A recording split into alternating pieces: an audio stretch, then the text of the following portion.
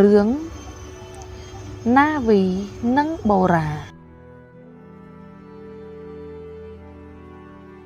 ណាវីចេះសរសេរបូរ៉ាចេះសរសេរដែរណាវីចេះលេងកីឡាបូរ៉ាចេះលេងកីឡាដែរណាវីចេះគូគំនូបូរ៉ាចេះគូគំនូដែរណាវីចេះអានបូរ៉ាចេះអានដែរពួកគេទាំងពីរពូកែបន្ទាប់ពីរៀនចប់មេរៀនទី52នៃសៀវភៅថ្នាក់ទី1សិស្សនឹងអាចអានសៀវភៅរឿងនេះដោយខ្លួនឯងដោយមិនចាំបាច់មានអ្នកដទៃជួយឡើយទោះយ៉ាងណាមុនរៀនមេរៀនទី52សិស្សក៏អាចអានសៀវភៅរឿងនេះជាមួយគ្រូបានដែរ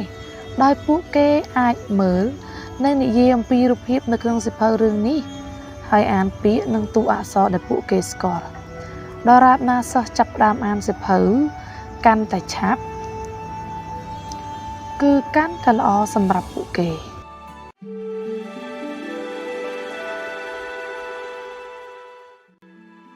រឿងណាវីនិងបូរ៉ាណាវីចេះសរសេរបូរ៉ាចេះសរសេរដែរ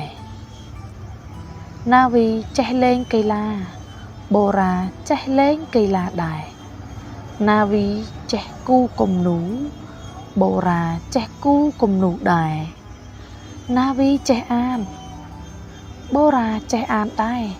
ពួកគេទាំងពីរពូកែបន្ទាប់ពីរៀនចប់មេរៀនទី52នៃសៀវភៅថ្នាក់ទី1សិស្សនឹងអាចអានសៀវភៅរឿងនេះដោយខ្លួនឯងដោយមិនចាំបាច់មានអ្នកដទៃជួយឡើយទោះយ៉ាងណាមុនរៀនមេរៀនទី52សិស្សក៏អាចអានសៀវភៅរឿងនេះជាមួយគ្រូបានដែរដោយពួកគេអាចមើលនិងនិយាយអំពីរូបភាពនៅក្នុងសៀវភៅរឿងនេះហើយអានពាក្យនិងតួអក្សរដែលពួកគេស្គាល់ដរាបណាសិស្សចាប់ផ្ដើមអានសៀវភៅកាន់តែឆាប់គឺកាន់តែល្អសម្រាប់ពួកគេ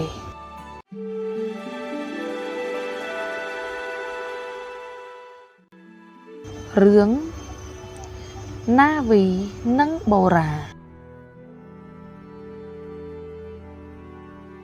ណាវីចេះសរសេរបូរ៉ាចេះសរសេរដែរណាវីចេះលេងកីឡាបូរ៉ាចេះលេងកីឡាដែរណាវីចេះគូគំនូបូរ៉ាចេះគូគំនូដែរណាវីចេះអានបូរ៉ាចេះអានដែរពួកគេទាំងពីរពូកែបន្ទាប់ពីរៀនចប់មេរៀនទី52នៃសៀវភៅថ្នាក់ទី1សិស្សនឹងអាចអានសៀវភៅរឿងនេះដោយខ្លួនឯងដោយមិនចាំបាច់មានអ្នកដទៃជួយឡើយទោះយ៉ាងណាមុនរៀនមេរៀនទី52សិស្សក៏អាចអានសៀវភៅរឿងនេះជាមួយគ្រូបានដែរដោយពួកគេអាចមើលនិងនិយាយអំពីរូបភាពនៅក្នុងសៀវភៅរឿងនេះហើយអានពាក្យនិងតួអក្សរដែលពួកគេស្គាល់ដរាបណាសិស្សចាប់ផ្ដើមអានសៀវភៅកាន់តែឆាប់គឺកាន់តែល្អសម្រាប់ពួកគេ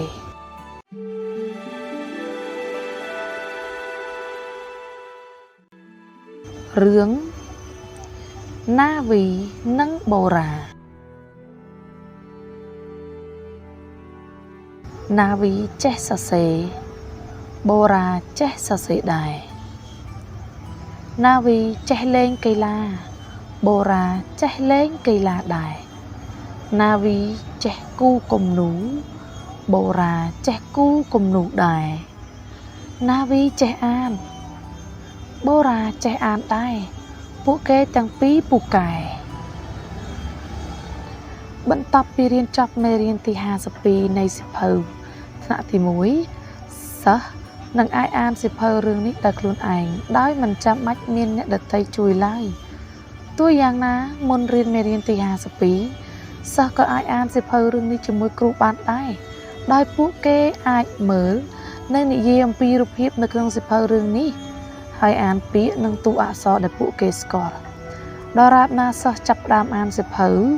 កាន់តែឆាប់គឺកាន់តែល្អសម្រាប់ពួកគេ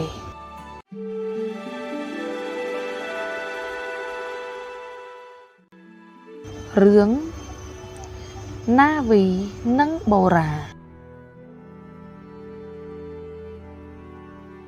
ណាវីចេះសរសេរបូរ៉ាចេះសរសេរដែរណាវីចេះលេងកីឡាបូរ៉ាចេះលេងកីឡាដែរណាវីចេះគូគំនូបូរ៉ាចេះគូគំនូដែរណាវីចេះអានបូរ៉ាចេះអានដែរពួកគេទាំងពីរពូកែបន្ទាប់ពីរៀនចប់មេរៀនទី52នៃសៀវភៅថ្នាក់ទី1សិស្ស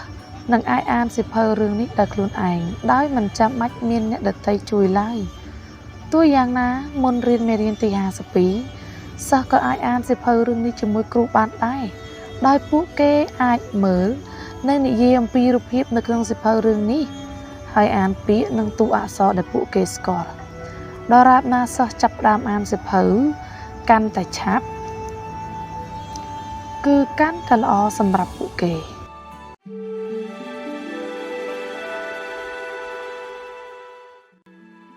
រឿងណាវីនិងបូរ៉ាណាវីចេះសរសេរបូរ៉ាចេះសរសេរដែរណាវីចេះលេងកីឡាបូរ៉ាចេះលេងកីឡាដែរណាវីចេះគូគំនូបូរ៉ាចេះគូគំនូដែរណាវីចេះអានបូរ៉ាចេះអានដែរពួកគេទាំងពីរពូកែបន្ទាប់ពីរៀនចប់មេរៀនទី52នៃសៀវភៅថ្នាក់ទី1សិស្សនឹងអាចអានសៀវភៅរឿងនេះដោយខ្លួនឯងដោយមិនចាំបាច់មានអ្នកដទៃជួយឡើយទោះយ៉ាងណាមុនរៀនមេរៀនទី52សិស្សក៏អាចអានសៀវភៅរឿងនេះជាមួយគ្រូបានដែរដោយពួកគេអាចមើលនៅនិយាយអំពីរូបភាពនៅក្នុងសៀវភៅរឿងនេះហើយអានពាក្យនិងតួអក្សរដែលពួកគេស្គាល់ដរាបណាសិស្សចាប់ផ្ដើមអានសៀវភៅកាន់តែឆាប់គឺកាន់តែល្អសម្រាប់ពួកគេ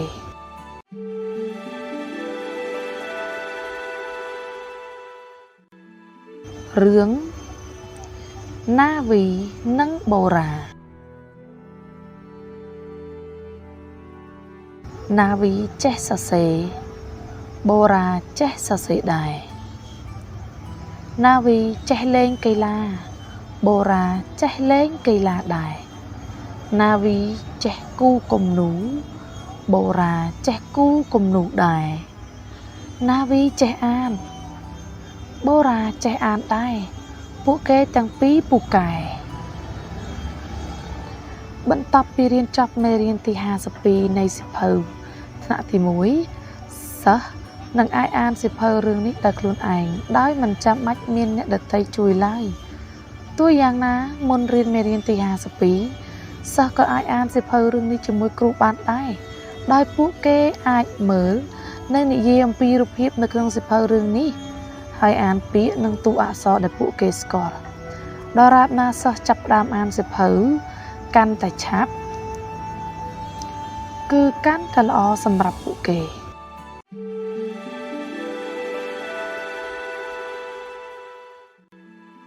រឿង